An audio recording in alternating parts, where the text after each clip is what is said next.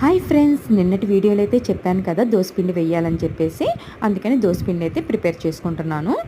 మినపప్పు, బియ్యము, మెంతులు అయితే కొంచెం వేసుకొని వాష్ చేసేసుకొని 6-7 టైమ్స్ అనేది పెట్టేసుకుంటున్నాను. నేను ఒక్కోసారి ఒక్కొక్క విధంగా అనేది దోసపిండి వేసుకుంటానండి. ఈసారి అయితే ఈ మూడే వేసుకొని చేస్తున్నాను.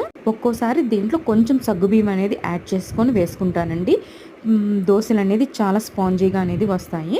ఇంకొకసారి అటుకులు, మరమరాలను కూడా యాడ్ చేసేసుకొని దోసపిండి అనేది వేసుకుంటాను. అవి కూడా చాలా బాగుంటాయండి. ఈసారి మాత్రం నేను ప్లెయిన్గానే వేస్తున్నాను. కొంచెం వాటర్ పోసుకొని చూసుకొని ఇలా వేసుకోవాలండి. నేనైతే రన్నింగ్లో ఉన్నప్పుడు తీయలేనండి దోసపిండి, అందుకని ఆఫ్ చేసేసేసి వేరే బౌల్లోకని తీసుకుంటాను. ఈరోజు దోసపిండిలు వేసినా కూడా దోశలు అనేది వేయలేకపోయానండి. ఎందుకనేది నెక్స్ట్ వీడియోలో అయితే మీకు షేర్ చేస్తాను. ఇక్కడైతే పాప అయితే ప్రాజెక్ట్ వర్క్ కోసం ఇలా చేస్తుందండి. ఈ వీడియో నచ్చినట్టయితే please like, share and subscribe my channel.